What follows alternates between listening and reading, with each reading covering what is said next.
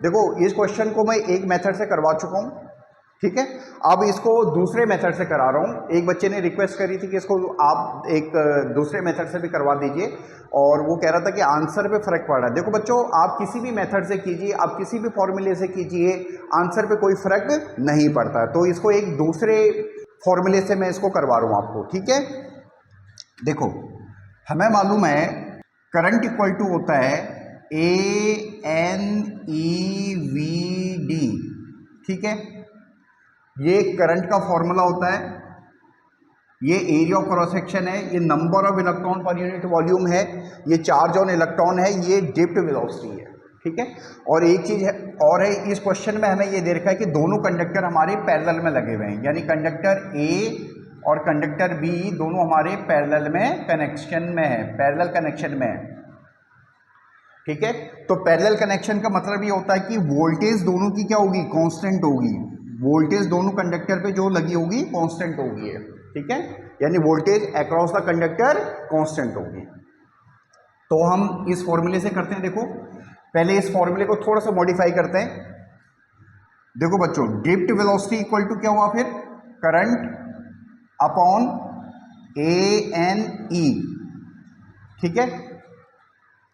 अब हमें जो डाटा दे रखा है उसका यूज भी करना होता है। हमें एक चीज का और यूज करना है कि वोल्टेज कांस्टेंट है, ठीक है। तो हमारे पास करंट को रिप्लेस करने का ऑप्शन होगा।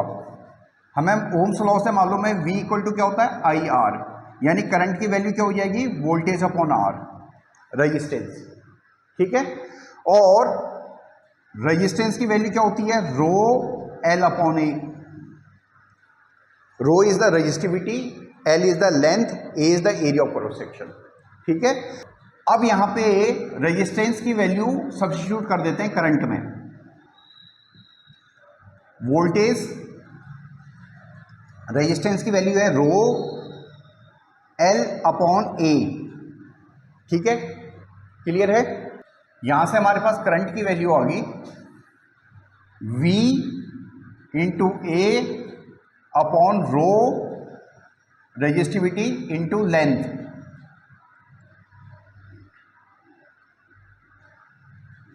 ठीक है। यहीं से अब हमने करंट अपॉन एरिया की वैल्यू निकाल दी है, करंट अपॉन एरिया की वैल्यू निकाल दी है, that is voltage upon rho into L, ठीक है बच्चों। यानी करंट अपॉन एरिया की जगह हम ये चीज सब्स्टिट्यूट कर सकते हैं, कर दो V upon rho into length into N into E, charge on electron,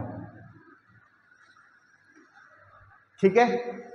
अब देखो बच्चों, इस करंट सिनेरियो में, देखो इस करंट सिनेरियो में दोनों कंडक्टर हमारे पैरेलल में लगे हैं, तो वोल्टेज तो हमारी कांस्टेंट हो जाएगी।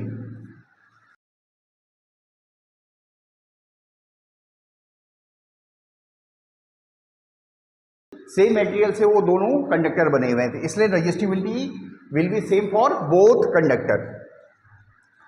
N number of electron per unit volume, ये दोनों के लिए सेम है। Charge on electron fundamental quantity, ये भी सेम है, ठीक है।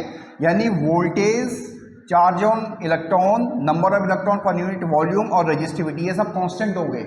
तो इसको हमने एक कांस्टेंट लिख दिया, और लेंथ क्योंकि वेरी कर रही है तो कांस्टेंट अपॉन L कर दिया, ठीक है। यानी अगेन इस प्रेजेंट सिनेरियो में जो ड्रिफ्ट वेलोसिटी है वो आपके इन्वर्सली प्रोपोर्शनल है लेंथ के, ठीक है। तो अब बड़ी आसानी से हम इसका सॉल्यूशन कर सकते हैं। इसको एक बार हटा देता हूं। Drift velocity A upon drift velocity B equal to, A के लिए क्या फॉर्मूला बनेगा, K अपॉन LA, और B के लिए क्या बनेगा, K अपॉन LB। K से K कट जाएगा, यानी LB अपॉन LA, और LA अपॉन LB का रेशियो 1:2 है, तो LB अपॉन LA का रेशियो क्या हो जाएगा, 2:1, ठीक है। यानी drift velocity A upon drift velocity B का जो रेशियो हो जाएगा वो हो जाएगा 2:1, ठीक है बच्चों। देखो बच्चों, ये किसी बच्चे ने क्वेरी पूछी हुई थी, आप किसी भी फॉर्मूले से कीजिए आंसर पे कोई फर्क नहीं पड़ता है, ठीक है। तो आपको पहले फिजिक्स में फॉर्मूले बहुत क्लियर होनी चाहिए और आपको उन्हें अप्लाई करना आना चाहिए, then question become very easy. अगर कोई प्रॉब्लम हो तो आप पूछ सकते हो। इस क्वेश्चन को मैंने दो तरीके से करवाया है, दो फॉर्मूले से कराया है, दोनों फॉर्मूले से आंसर पे कोई फर्क नहीं पड़ता है, ठीक है। अगर मैं एक बार ब्रीफ करूं आपको, तो हमने इस क्वेश्चन को अभी किया है I = ANEVD से, ठीक है। हमने इस फॉर्मूले को थोड़ा सा मॉडिफाई किया है, जो जो चीज़ें हमें दे रखी हैं उन चीज़ों का हमने इसमें अप्लाई किया है और फाइनली हमारे पास ये रिलेशन आया है, ड्रिफ्ट वेलोसिटी आपकी लेंथ पे इन्वर्सली प्रोपोर्शनल रहेगी, लेंथ के इन्वर्सली प्रोपोर्शनल रहेगी, ठीक है। और फिर हमने सिंपल रेशियो निकाल दिया, ठीक है बच्चों। अगर कोई प्रॉब्लम हो तो आप कमेंट कर सकते हो, आप पूछ सकते हो।